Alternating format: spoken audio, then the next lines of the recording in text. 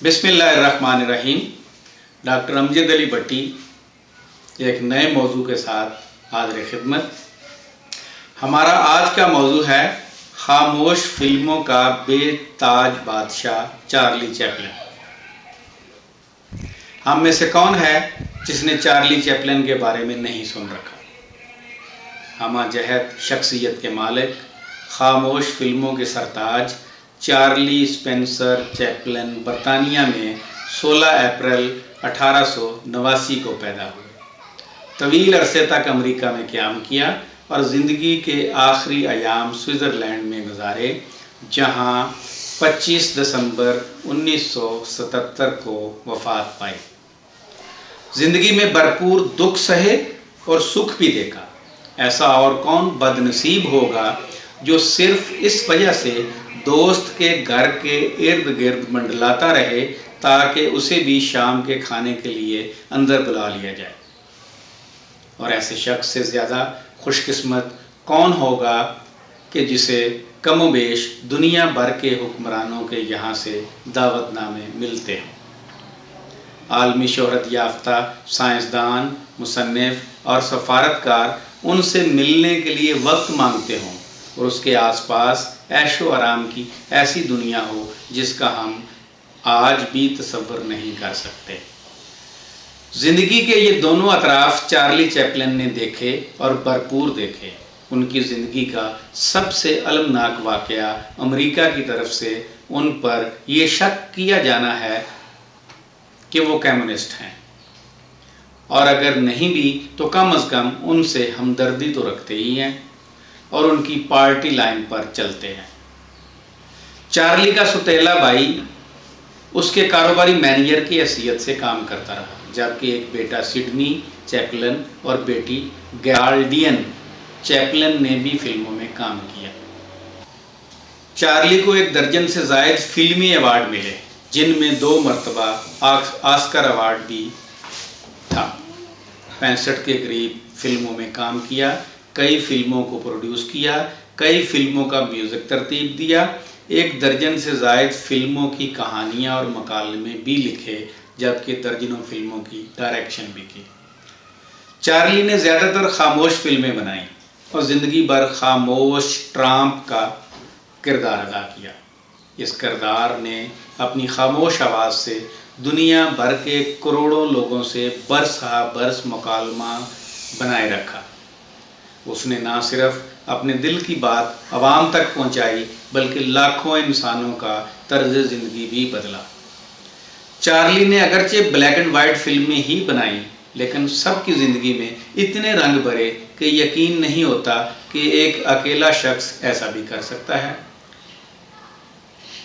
दोनों आलमी जंगों के दौरान जब चारों तरफ शदीद लूट मार मची हुई थी और दूर दूर तक कोई भी ऐसा शख्स, रहनुमा, बादशाह, पीर और फ़कीर ना था जो लाखों ज़ख्मियों के ज़ख्मों पर मरहम लगाता, लाखों इंसानों के बेटे बेहतर ज़िंदगी के नाम पर, इंसानियत के नाम पर जंग की आग में झोंक दिए गए थे। कोई भी ऐसा ना था जो आवाम को दिलासा दे पाता। अफरा तफरी और नफसा नफसी के इस दौर में हमारे सामने एक छोटे से कद का आदमी आता है जिसके चेहरे पर गज़ब की मासूमियत है। इसकी आंखों में हैरानी, सीने में जलन और दिल में तूफ़ान है। वो सबके होंठों पर मुस्कुराहट लाने का काम करता है। चार्ली की शख्सियत के कई पहलू हैं। जहां वो एक भुलक्कड़, मासूम और भला आदमी है, वहीं वो एक ज़हीन शायर भी है।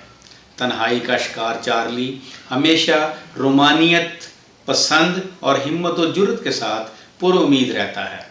वो आपको इस बात का यकीन दिला देगा कि वो साइंसी उलूम का माहिर, ड्यूक और पोलो का खिलाड़ी है, हालांकि वो सड़क पर से सिगरेटें उठाकर पीने वालों और किसी बच्चे से उसकी टॉफ़ी छीन लेने वाले से ज़्यादा कुछ नहीं। और हाँ, अगर मौका मिले तो वो किसी राह चलते को पीछे से दुलत्ती भी मार सकता है। वो ये काम अकेला अपने बल बूते पर करता है।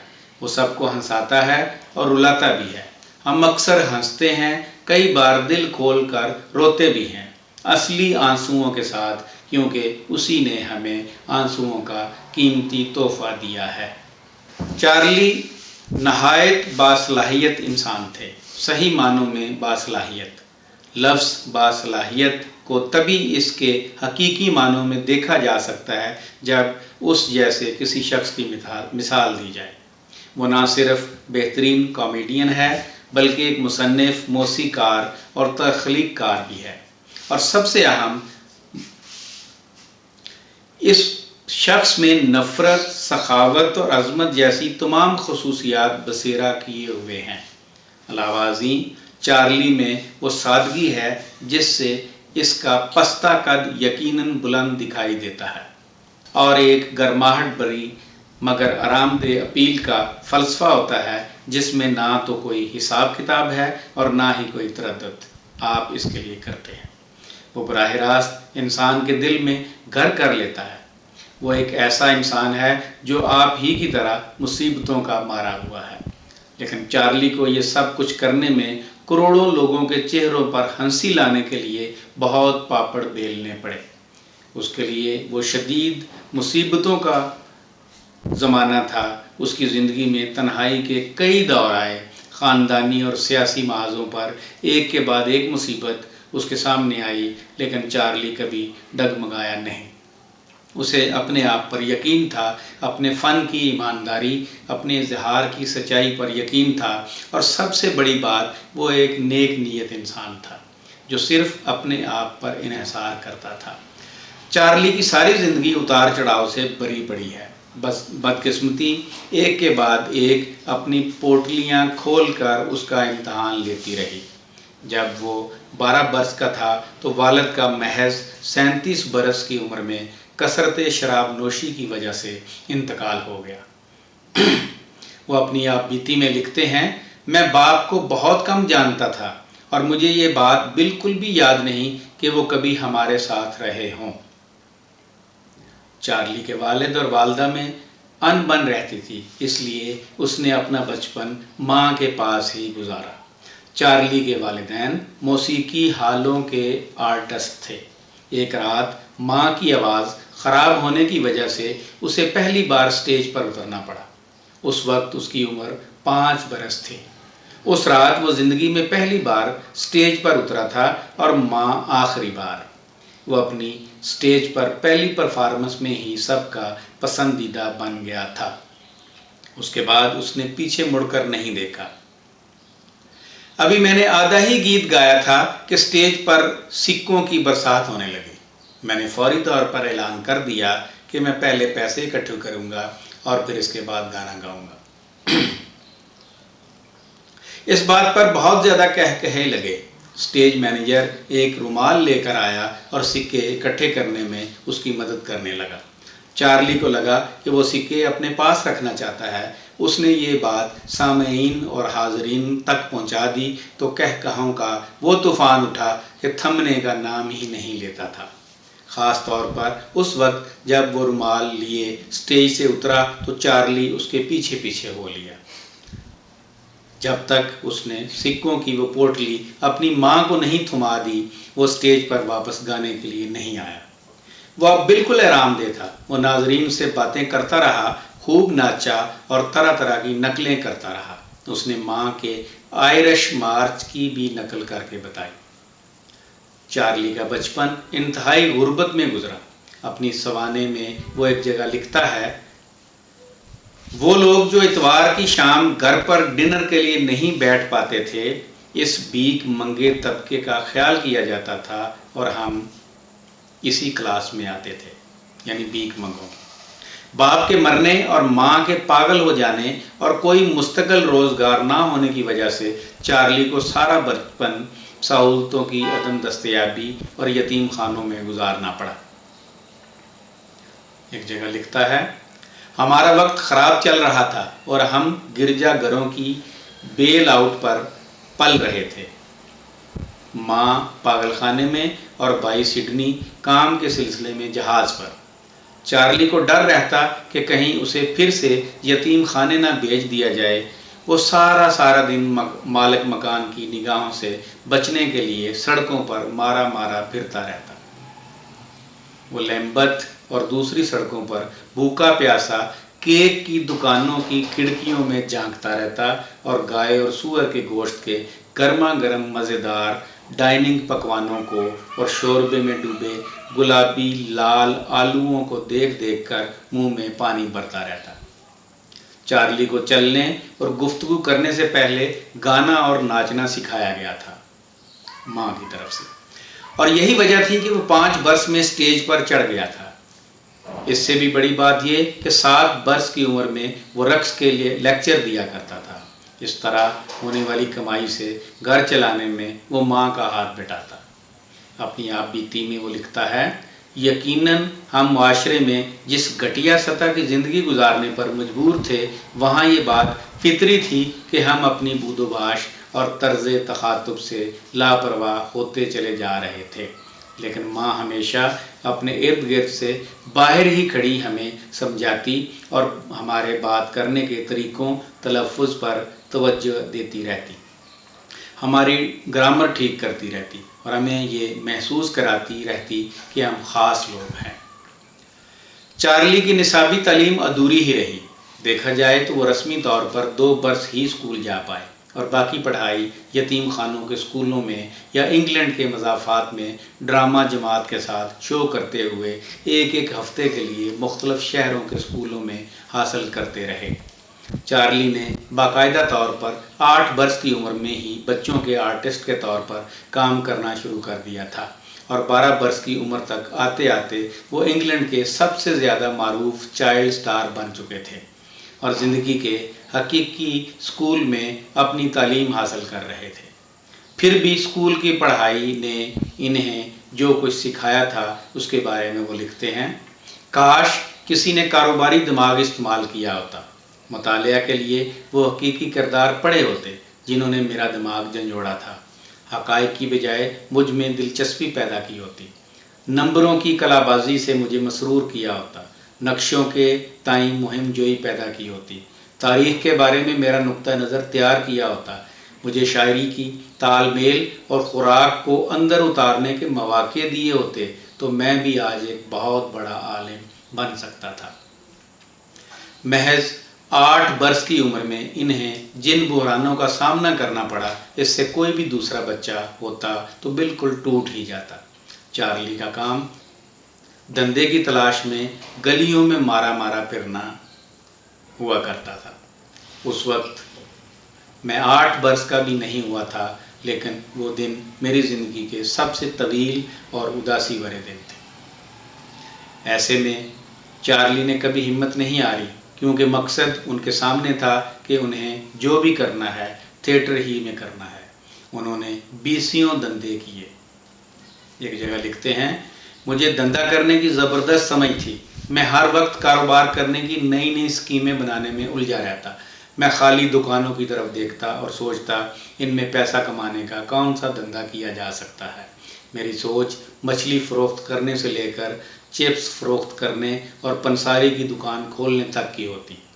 ہمیشہ جو بھی منصوبہ بنتا اس میں کھانا ضرور ہوتا۔ مجھے صرف سرمایہ کی ہی ضرورت ہوتی، لیکن سرمایہ ہی کا تو مسئلہ تھا کہ کہاں سے آئے۔ آخر میں نے ماں سے کہا کہ وہ میرا اسکول چھڑوا دے اور کام تلاش کرنے دے۔ میں نے بہت دھندے کیے، میں نے اخبار فروخت کیے، پرنٹر کا کام کیا، کھلونے بنائے، گلاس بنانے والا کام کیا، ڈاکٹر کے یہاں کام کیا، لیکن ان طرح طرح کے دھندوں کو کرتے ہوئے میں نے سڈنی کی طرح اس مقصد سے کبھی بھی نگاہ نہیں ہٹائی کہ مجھے بالآخر اداکار بننا ہے۔ اس لیے الگ الگ کاموں کے درمیان اپنے جوتے چمکانا، اپنے کپڑوں میں برش کرنا، صاف کالر لگانا اور بیڈ فورڈ سٹریٹ میں سیاہ مور تھیٹر ایجنسی کے درمیان میں چکر کاٹنا میرا مشغلہ تھا۔ میں اس وقت تک وہاں چکر لگاتا رہا جب تک میرے کپڑوں کی حالت نے مجھے وہاں جانے سے بالکل ہی نہیں روک دیا۔ چارلی چیپلن نے بچپن میں نائی کی دکان پر بھی کام کیا تھا، لیکن اپنی آپ بیتی میں انہوں نے اس کا کوئی ذکر نہیں کیا۔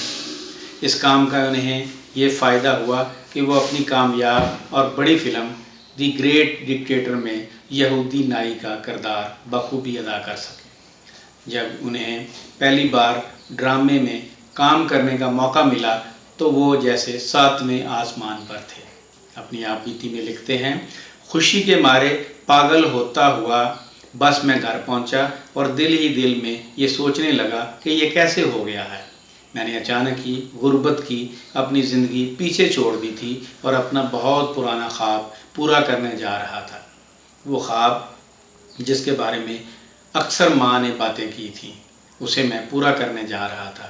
اب میں اداکار بننے جا رہا تھا۔ میں اس دعوت نامے کے صفحات کو سہلاتا رہا، اس پر نیا خاکی لفافہ تھا۔ یہ میری اب تک کی زندگی کی سب سے نمایاں دستاویزات میں سے ایک تھا۔ بس کے سفر کے دوران میں نے محسوس کیا کہ میں نے بہت بڑا قلعہ فتح کر لیا ہے۔ اب میں جھونپڑی میں رہنے والا نامعلوم سا چھوکرا نہیں تھا، اب میں تھیٹر کا ایک خاص آدمی ہونے جا رہا تھا۔ میرا دل رونے کو چاہ رہا تھا۔ چارلی نے اس کردار کے لیے بہت محنت کی، بلکہ خوب انصاف کیا۔ وہ مسلسل سامعین کے چہیتے بنتے گئے۔ ایک مزیدار بات یہ ہوئی کہ وہ اپنی زندگی کا پہلا معاہدہ کرنے جا رہا تھا، لیکن انہیں لگ رہا تھا کہ اسے جتنا مل رہا ہے وہ اس سے زیادہ کے حقدار ہے۔ وہاں وہ اپنی پیشہ ورانہ دانش مندی کا ایک نمونہ دکھا کر آتے ہیں۔ لکھتے ہیں، اگرچہ یہ رقم میرے لیے چھپر پھاڑ لاٹری کھلنے کے جیسی تھی، پھر بھی میں نے یہ بات اپنے چہرے پر نہیں جھلکنے دی۔ میں نے بے دلی سے کہا، شرائط کے بارے میں اپنے بھائی سے مشورہ لینا چاہوں گا۔ 19 برس کی عمر تک آتے آتے وہ انگلش تھیٹر میں اپنی جگہ بنا چکے تھے، لیکن اپنے آپ کو تنہا محسوس کرتے تھے، شاید اسی لیے کہ وہ برسوں سے اکیلے ہی رہتے چلے آئے تھے۔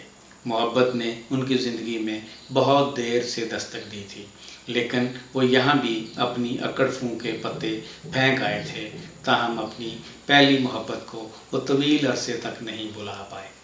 16 برس کی عمر میں رومان نے میرے خیالوں میں ایک تھیٹر کے پوسٹر نے ترغیب دی تھی، جس میں کھڑی چٹان پر کھڑی ایک لڑکی کے بال ہوا میں اڑے جا رہے تھے۔ میں تصور کرتا کہ میں اس کے ساتھ گالف کھیل رہا ہوں۔ یہی میرے لیے رومانوی تھا، لیکن کم عمر کا پیار تو کچھ اور ہی ہوتا ہے۔ ایک نظر ملنے پر ابتدا میں کچھ الفاظ کا تبادلہ، عام طور پر ٹوٹے پھوٹے الفاظ کا، چند منٹ کے اندر اندر پوری زندگی کا نظریہ ہی بدل جاتا ہے۔ پوری کائنات ہماری ہمدردی میں ساتھ کھڑی ہو جاتی ہے اور اچانک ہمارے سامنے چھپی ہوئی مسرت کا خزانہ کھول دیتی ہے۔ میں 19 برس کا ہونے کو آیا تھا اور کارنو کمپنی کا کامیاب کامیڈین تھا، لیکن کچھ تھا جس کی عدم موجودگی کھٹک رہی تھی۔ موسم بہار آ کر جا چکا تھا اور گرمیاں اپنے پورے جوبن کے ساتھ مجھ پر غلبہ حاصل کیے ہوئے تھیں، یعنی معمول کا باسی پن لیے ہوئے اور میرا ماحول خشک بنائے ہوئے تھیں۔ اسی وجہ سے میں مستقبل کے بارے میں کچھ بھی نہیں دیکھ پاتا تھا، وہاں صرف نامکمل تصاویر ہی دکھائی پڑتی، یعنی سب کچھ بے حسی لیے ہوئے اور چاروں طرف انسانوں کا ہجوم۔ میں سمجھتا ہوں کہ صرف پیٹ بھرنے کی خاطر کام دھندے سے جڑے رہنا ہی کافی نہیں ہوتا، زندگی نوکروں جیسی ہو رہی ہوتی ہے اور اس میں کسی قسم کی دلچسپی والی بات نہیں رہتی۔ سچ تو یہ ہے کہ ہر وقت اداس رہنا میرا مقدر تھا، اسی لیے میں زندگی سے خفا بھی رہتا تھا اور اس سے محبت بھی کرتا تھا۔ محبت کا لفظ کبھی بھی میرے بیجے میں یا میری لفظی جائیداد میں نہیں گھسا تھا۔ تھیٹر میرے لیے روزی روٹی کا ذریعہ تھا، اس سے زیادہ کچھ نہیں تھا۔ میں اکیلا ہوتا چلا گیا، مگر تھا اپنے آپ سے مطمئن۔ اتوار کو اکیلا بھٹکتا اور ادھر ادھر گھومتا رہتا، پارکوں میں بج رہے بینڈ کو سن کر دل بہلاتا، نہ تو میں اپنی کمپنی جھیل پاتا اور نہ ہی کسی اور کی۔ پھر اچانک ایک خاص بات ہو گئی، یعنی مجھے پیار ہو گیا۔ مجھے اچانک دو بڑی بڑی بری شرارت سے چمکتی آنکھوں نے جیسے باندھ لیا ہو۔ اس کی آنکھیں ایک دبلی ہرنی کی طرح سانچے میں ڈلے چہرے پر ٹنگی ہوئی لگتی تھیں اور موہ لینے والا اس کا بھرا بھرا چہرہ، خوبصورت دانت، یہ سب دیکھنے کا اثر بجلی کے جیسا تھا، لیکن ہیٹی کو جی جان سے چاہنے کے باوجود اس نے اپنی چوتھی ملاقات میں ہی میرے خراب موڈ کو دیکھ کر فیصلہ کر لیا کہ وہ مجھ سے محبت نہیں کرتی اور تعلقات توڑ دیے۔ میرا خیال یہی ہے کہ ہم رخصت ہو جائیں، وہ کہنے لگی، اور پھر کبھی دوبارہ ایک دوسرے سے نہ ملے۔ میں نے کہا اور سوچتا رہا کہ اس کا رد عمل کیا ہوگا، لیکن اب کیا ہو سکتا تھا؟ میں نے کیا کر ڈالا ہے؟ کیا میں نے جلد بازی کی ہے؟ مجھے اس کو چیلنج نہیں دینا چاہیے تھا۔ میں بھی کتنا بے وقوف ہوں کہ اس سے دوبارہ ملنے کے سارے راستے ہی بند کر دیے تھے۔ لیکن قسمت مجھے دوسرے دروازے سے دستک دے رہی تھی۔ میرے لیے امکانات کے نئے دروازے کھل رہے تھے۔ امریکہ میں امکانات کے ان گنت مواقع تھے۔ مجھے امریکہ جانے کے لیے اسی طرح کی کسی موقع کی تلاش تھی۔ انگلینڈ میں مجھے لگ رہا تھا کہ میں اس کے امکانات کی چوٹی پر پہنچ چکا ہوں، اسی لیے یہاں پر میرے مواقع اب محدود ہو کر رہ گئے تھے۔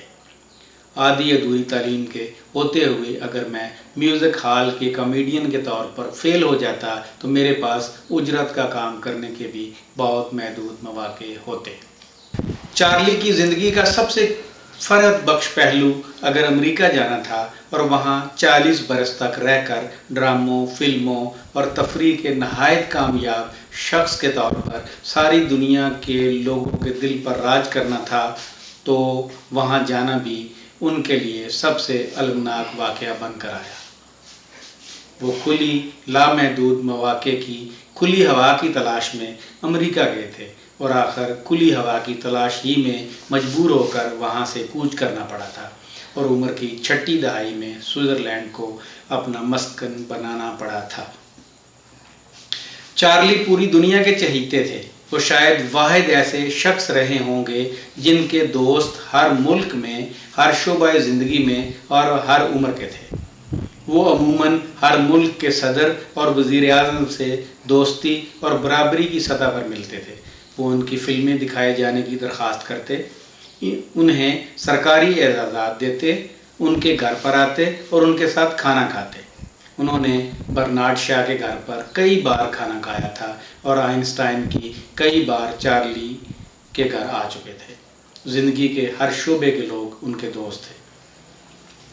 میں دوستوں کو ویسے ہی پسند کرتا ہوں جیسے موسیقی کو پسند کرتا ہوں۔ شاید مجھے کبھی بھی بہت زیادہ دوستوں کی ضرورت نہیں رہی۔ انسان جب کسی اونچی جگہ پر پہنچ جاتا ہے تو وہ دوست کو منتخب کرنے میں اپنے ضمیر سے کام نہیں لیتا۔ البتہ وہ مانتے تھے کہ ضرورت کے وقت کسی دوست کی مدد کرنا آسان ہوتا ہے، لیکن آپ کو ہمیشہ اتنے خوش نصیب دوست نہیں ملتے کہ انہیں اپنا وقت دے پائیں۔ چارلی نے یک طرفہ محبتیں بہت کی۔ ویسے دیکھا جائے تو ہیٹی کے ساتھ ان کا پہلا پیار بھی یک طرفہ ہی تھا اور شاید یہی وجہ رہی کہ وہ 29 برس کی عمر تک اکیلے ہی رہے۔ میری تنہائی مایوس کرنے والی تھی، باوجود اس کے کہ میں دوستی کرنے کی ساری شرائط پوری کرتا تھا۔ میں نوجوان تھا، امیر تھا اور ایک بڑی ہستی تھا۔ اس کے باوجود میں نیو یارک میں اکیلا اور پریشان حال گھومتا رہتا تھا۔ چارلی نے 4 شادیاں کی۔ پہلی 3 شادیوں سے انہیں بہت تکلیف پہنچی۔ پہلی شادی کرتے وقت وہ سمجھ ہی نہیں پا رہے تھے کہ وہ یہ شادی کیوں کر رہے ہیں۔ دوسری شادی نے انہیں اتنی تکلیف پہنچائی کہ اپنی آپ بیتی میں اپنی دوسری بیوی کا نام تک نہیں بتایا۔ البتہ اونیل سے ان کی چوتھی شادی نہایت کامیاب رہی، اگرچہ دونوں کی عمر میں 36 برس کا فرق تھا۔ اونیل ان کی 36 برس تک بیوی رہیں۔ وہ اپنی زندگی کے آخری 36 برس اسی کی وجہ سے اچھی طرح سے گزار سکے۔ لکھتے ہیں، گزشتہ 20 برس سے میں جانتا ہوں کہ خوشی کیا ہوتی ہے۔ میں قسمت کا دھنی ہوں کہ مجھے اتنی شاندار بیوی ملی۔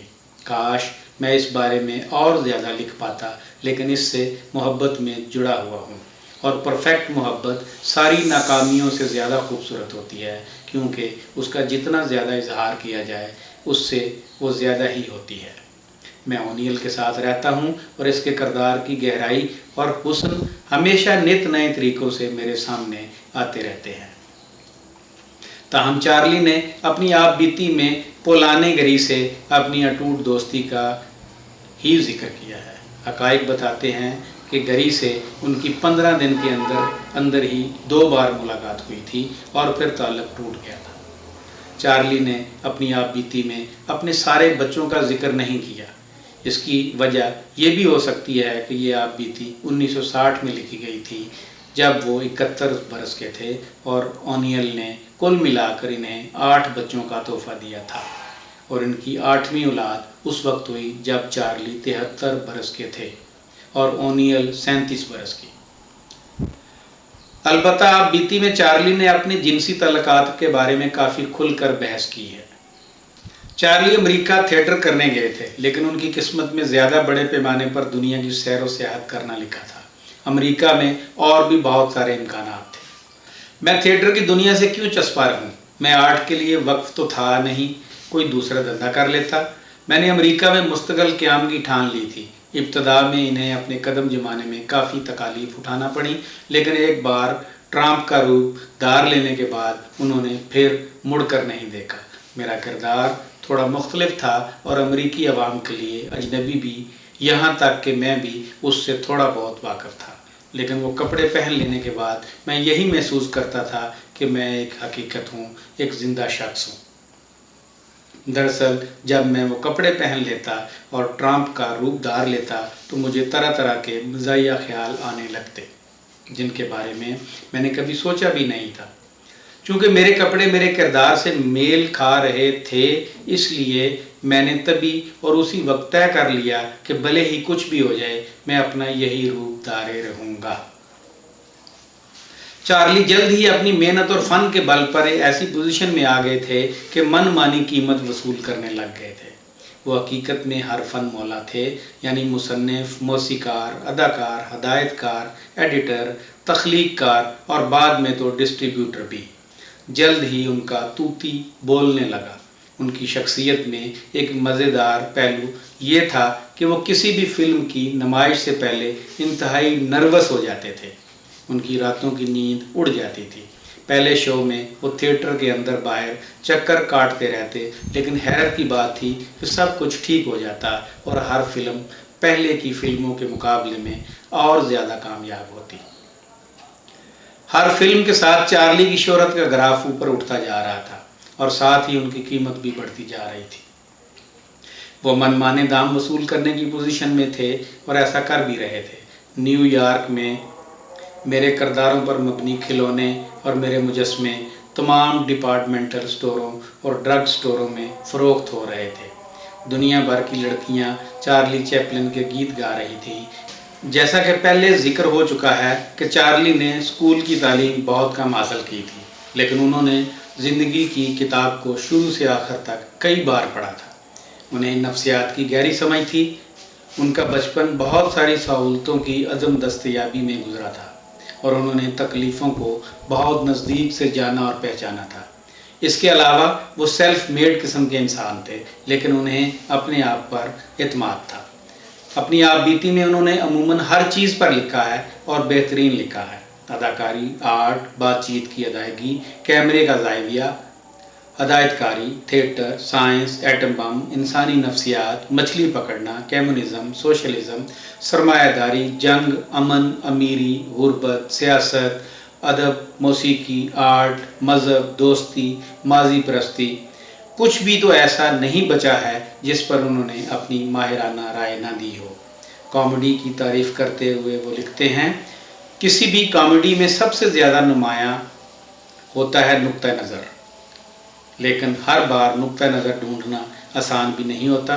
کسی کامیڈی کو سوچنے اور اس کی ہدایت کاری کرنے سے زیادہ دماغ کی نگرانی کسی اور کام میں ضروری نہیں ہوتی۔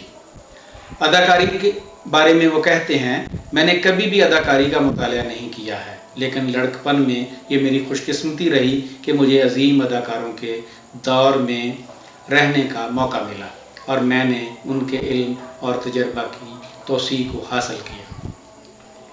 شاید چارلی کا نام اس بات کے لیے Guinness book of world records में लिखा जाएगा कि उन पर, उनकी अदाकारी और फ़न पर, उनकी फ़िल्मों पर, उनके अंदाज पर और उनके ट्रांप वाले किरदार पर दुनिया भर की ज़ुबानों में शायद 1000 से ज़्यादा किताबें लिखी गई हैं। जो भी उनकी ज़िंदगी में आया या नहीं भी आया, उसने चार्ली पर लिखा है। अमेरिका जाने और खूब कामयाब हो जाने के बाद चार्ली पहली बार 10 बरस के बाद और दूसरी बार 20 बरस के बाद लंदन आए थे और उन्हें वहाँ बचपन की यादों ने एक तरह से घेर लिया। मेरे माजी के दिनों से हेटी ही वो अकेली वाकफ़ शख्सियत थी जिससे दोबारा मिलना मुझे अच्छा लगता, ख़ास तौर पर उन बेहतरीन हालात में मैं उससे मिलने में सुकून महसूस करता। उन्होंने ज़िंदगी भर दुख भी भोगे और सुख भी देखा। चार्ली चैपलिन की ये आप बीती एक अजीम अलमिया है, एक ऐसे शख्स की ज़िंदगी का जिसने दिया ही दिया है और बदले में सिर्फ वही मांगा जो उसका हक था। उसने कह कहे बांटे और बदले में मोहब्बत और आंसू दोनों पाए। उसने कभी भी नाराज़ होकर ये नहीं कहा कि आप गलत हैं। उसे अपने आप पर, अपने फ़ैसलों पर, अपने फ़न पर, अपने इजहार की तर्ज पर यकीन था और उसकी एतमाद से सच्ची वाबस्तगी भी थी। वो अपने हक़ में किसी भी मुकाबला की हिम्मत रखता था क्योंकि वो जानता था कि सच उसके साथ है। मिशन के लिए इतनी ज़िद थी कि सैटेलाइट्स के 70 सेकंड के एक किरदार के लिए 5 दिन तक मश्क करता रहा। अपने काम के ताईं इसमें इतना खलूस था कि खामोश फिल्मों का दौर गुजर जाने के 4 बरस बाद भी वो लाखों डॉलर लगाकर खामोश फिल्में ही बनाता है, क्योंकि उसका मानना है कि हमें हर तरह की तफरीह की ज़रूरत होती है। वो सही मानों में बासलाहियत इंसान था और ये बात आज भी इस हकीकत से साबित हो जाती है कि फ़िल्मों में इतनी ज़्यादा तब्दीलियाँ हो चुकी हैं, मगर 70-80 बरस पहले बनी उसकी फ़िल्में हमें आज भी गुदगुदाती हैं। उस शख्स के पास बड़े पैमाने पर अपील का जादुई चिराग था। आखिर में एक और बात, क्या आपको नहीं लगता कि अगर हंसाने के लिए कोई नोबल इनाम होता तो वो अब तक सिर्फ एक ही शख्स को दिया जाता और यकीनन वो नाम होता चार्ल्स स्पेंसर चैपलिन। चार्ली की सेहत उनकी 1960 की दहाई में बनी आखिरी फ़िल्म एक काउंटेस फ्राम हांगकांग के बाद ख़राब रहना शुरू हो गई। 1972 में उन्हें अकेडमी अवार्ड से नवाजा गया। 1977 आते आते उन्हें बोलने और चलने फिरने में दुश्वारी पेश आने लगी। उन्होंने व्हील चेयर का इस्तेमाल शुरू कर दिया। 1977 में चार्ली एक फ़िल्म बनाने का सोच रहे थे, लेकिन अब वो 88 बरस के हो चुके थे। उनका जिस्म कमज़ोर हो चुका था। काम ही मेरी ज़िंदगी है और मुझे ज़िंदगी से मोहब्बत है, ये कहने वाले दुनिया के अजीम तरीन अदाकार और इंसानियत के हमायती चार्ली चैपलिन सबको हंसाते और रुलाते 25 दिसंबर 1977 को स्विट्ज़रलैंड में दुनिया से रुखसत हो गए। वफ़ात के 3 माह बाद तक उनकी बीवी ओना ओनियल कब्र पर रोज़ाना हाज़िरी देती रही। एक दिन अचानक चार्ली की कब्र खोद कर ताबूत निकाल लिया गया और वापसी के लिए भारी तावान मांगा गया। ओना साबित कदम रही और गुंडे गिरफ्तार हो गए, जिनकी निशानदेही पर चार्ली की लाश यहाँ से 20 किलोमीटर दूर सुएज़ झील के किनारे से बरामद हुई। आइंदा फिर कोई ऐसी हरकत न करे। मज़ार को सीमेंट का बनाया गया। कहा जाता है कि भारतीय सूबे गुजरात के ज़िला कच्छ में चार्ली के चाहने वाले हर साल 25 दिसंबर को उसकी सालगिरह मनाते हैं। चार्ली को हमसे बिछड़े हुए 50 बरस से होने को आए हैं, लेकिन उनकी तस्वीर हमारे दिलों में अमर हो चुकी है। मामूली कद वाले चार्ली के जिस्म पर लिपटा कसा हुआ कोट, हाथ में छड़ी, सर पर टोपी, लंबी पतलून, लंबे जूते और उनकी मूंछें शायद ही दुनिया में बुलाई जा सकेंगी। तनाज़ात से भरी ज़िंदगी और उनके कामों पर शदीद तनकीद के बावजूद इंसानियत के मफाद में की गई उनकी खिदमात को कौन भुला पाएगा। आम इंसान की ज़िंदगी से रची बसी फिल्में याद दिलाती रहेंगी कि चार्ली नहीं, एक अजीम इंसान थे। आपका बहुत शुक्रिया। आम नेकी करें और लोगों को आम नेकी करने की तरगीब दें।